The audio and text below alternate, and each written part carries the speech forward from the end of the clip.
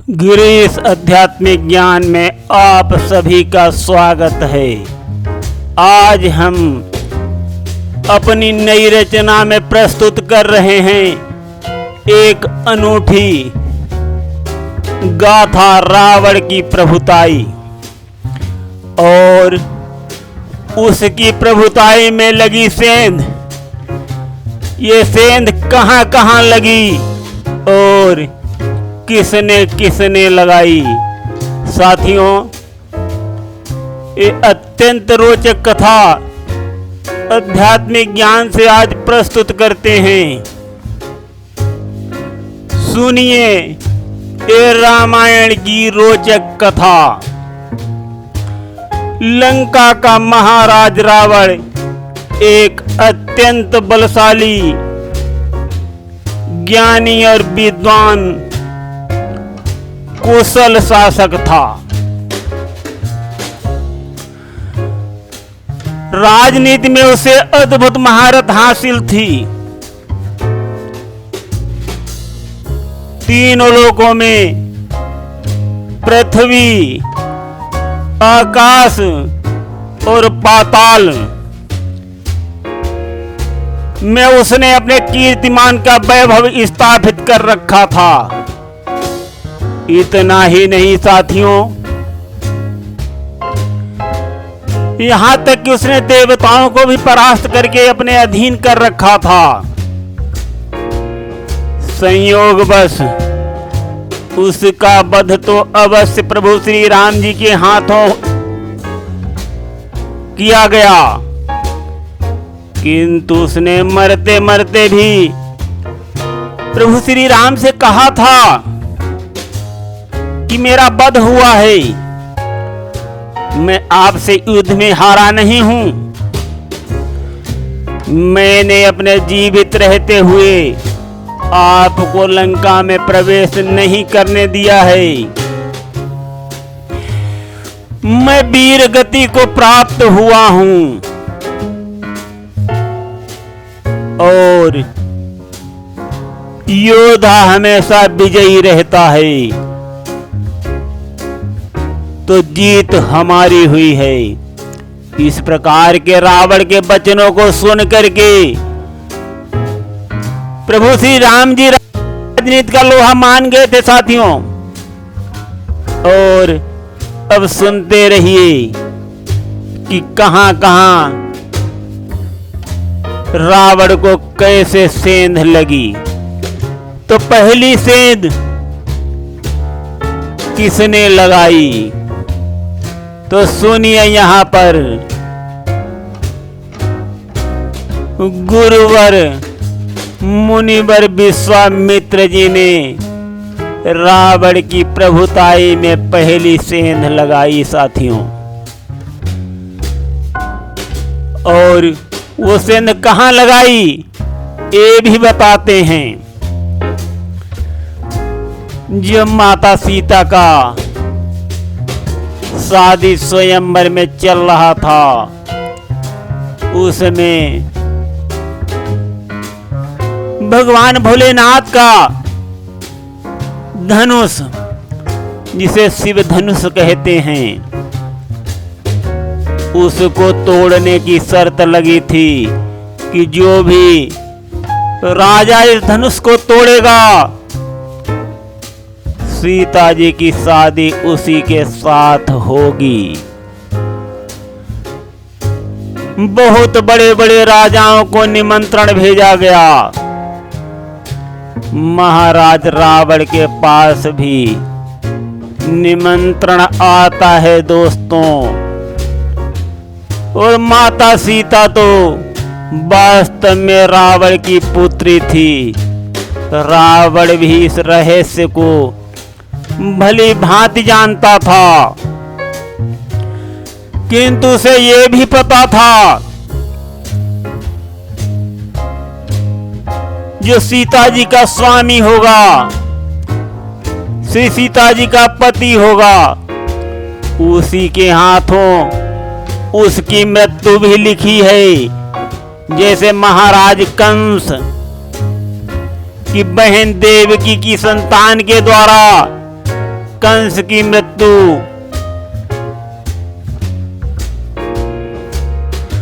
श्री प्रजापति ब्रह्मा जी ने लिख रखी थी और कंस को भी आभास हो गया था भविष्यवाणी के द्वारा।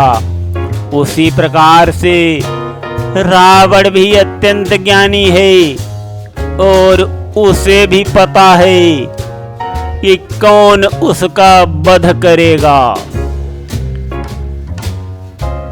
तो जब माता सीता की शादी होती है स्वयंवर के समय, वो अपने मित्र दैत्य राहु के पास जाता है। राहु अत्यंत बलशाली दैत्य है और मायावी भी है साथियों, वो कुछ भी कर सकता है।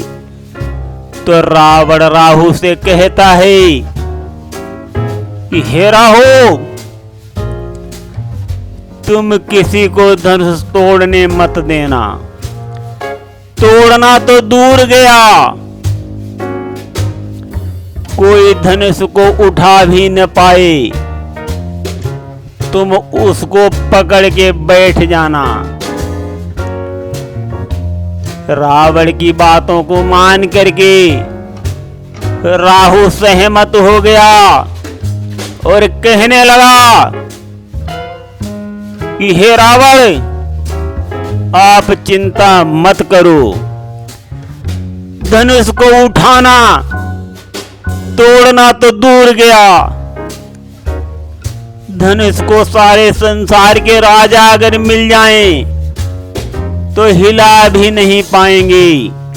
इस प्रकार से राहु कहता है और रावण के साथ जाता है और सीता स्वयंवर में शिव धनुष को पकड़ के बैठ जाता है। ये रहस्य कोई नहीं जानता है, क्योंकि राहु जो है वो अदृश्य रूप से छिपा हुआ बैठा है, अपनी माया फैलाए हुए है, किसी को नजर नहीं आ रहा है। किंतु गुरुवर विश्वामित्र जी ये रहस्य को समझ जाते हैं कि राहु धनुष को पकड़े बैठा है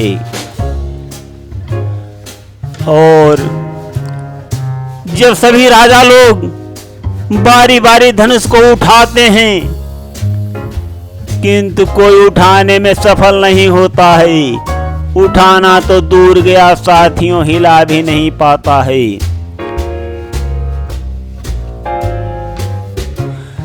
तब सभी राजा लोग क्रोधित होकर के एक साथ धनुष को उठाने जाते हैं।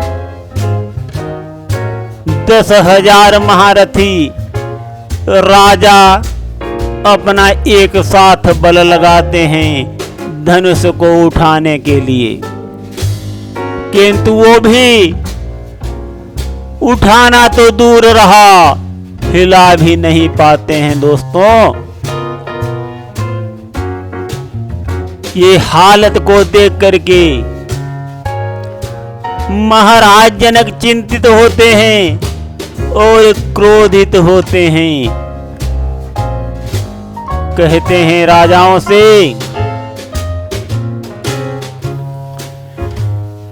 तज हुआस निज निज ग्रह जाओ, लिखा न विधि वैदे ही विवाहो। महाराज जनक कहते हैं कि हे राजाओं,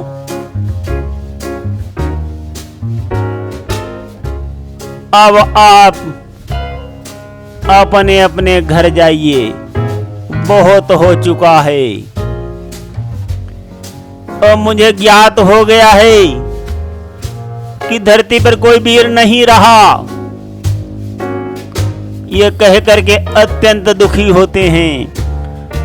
महाराज जनक की वाणी को सुन करके लक्ष्मण जी क्रोधित होते हैं, किंतु अब ये प्रसंग हम वहां नहीं सुनाएंगे। हम अपनी कथा पर वापस आते हैं। अगर हमने उधर प्रसंग को मोड़ दिया तो कथा बहुत लंबी हो जाएगी। इधर राहु क्या करता है, जब सभी राजागण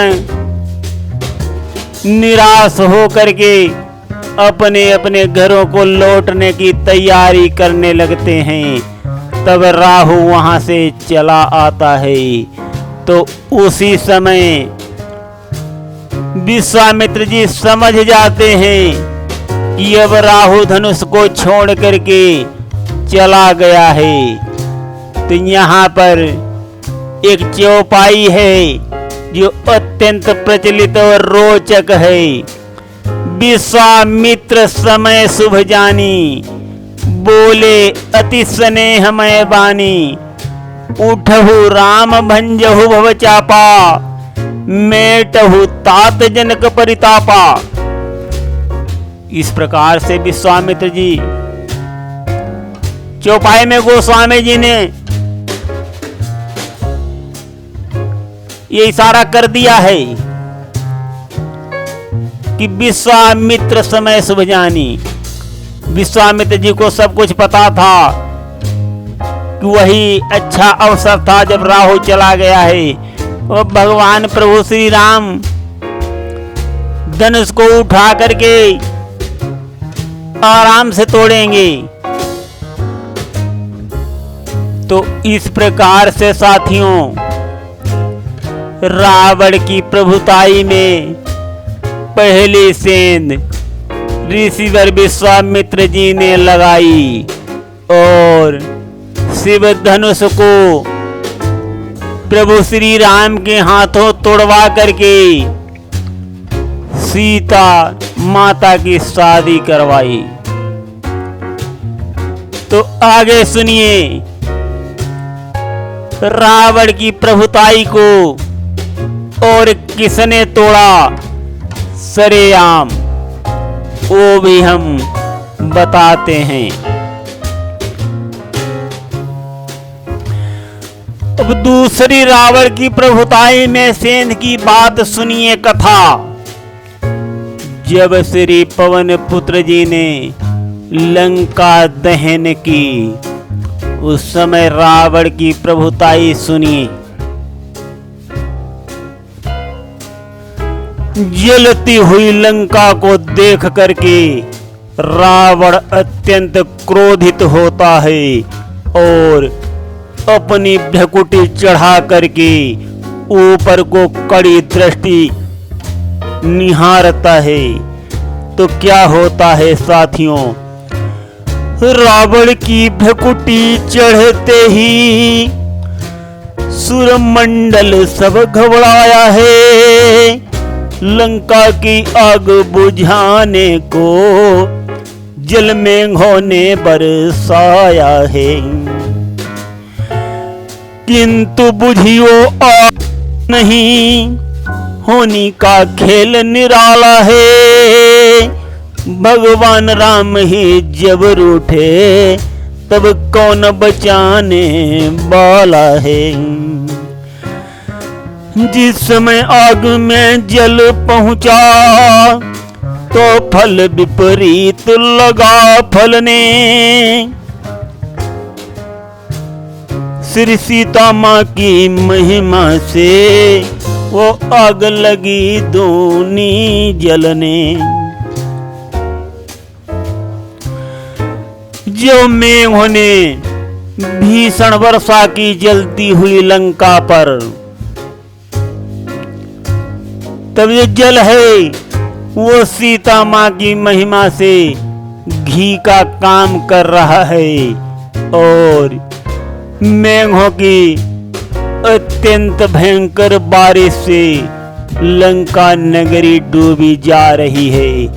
चारों तरफ त्राही त्राही मची है।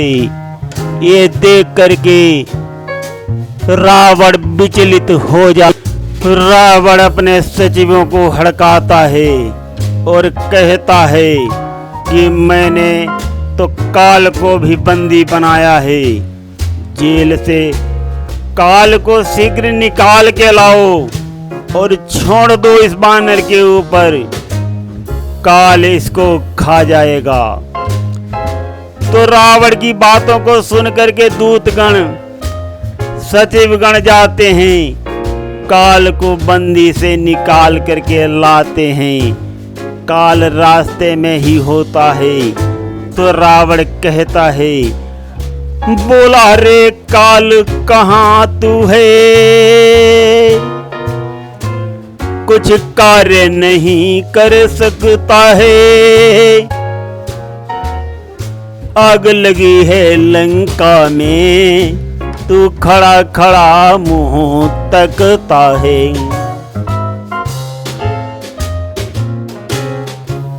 डांट करके कहता है, इस विपत्ति काल में देर न कर, अति शीघ्र निकल कर बाहर आ, मैं आज्ञा तुझको देता हूँ, कर ले भक्षण इस बानर का। तो इस प्रकार से रावण यहाँ भी अपनी प्रभुताई दिखाता है। साथियों, रावण के भय से वरुण देव मेघों के द्वारा लंका के ऊपर पानी बरसाते हैं जब लंका डूबने लगती है। साथियों, तब रावण दूसरी युक्ति चलाता है और काल को श्री पवन पुत्र के ऊपर छोड़ता है। श्री पवन पुत्र जी काल को भी अपना ग्रास बना लेंगे प्रभु श्री राम की कृपा से, किंतु आज हम प्रसंग को यहीं पर विश्राम देते हैं और गिरीश आध्यात्मिक ज्ञान शीघ्र ही दूसरी मोड़ पर आने वाला है। सुनते रहिए आध्यात्मिक ज्ञान में अत्यंत रोचक और कल्याणकारी कथाएं। धन्यवाद। तो यहाँ पर ये भी बताना अत्यंत आवश्यक है कि रावण की प्रभुताई में दूसरी सबसे बड़ी सेन श्री पवन पुत्र जी ने लगाई है और पहली सेन गुरुवर विश्वामित्र जी ने लगाई है। तो रावण की प्रभुताई में कहाँ कहाँ सेंध लगी है उसकी गाथा हम सुनाएंगे, किंतु आज हम प्रसंग को यहीं पर विश्राम देते हैं। धन्यवाद।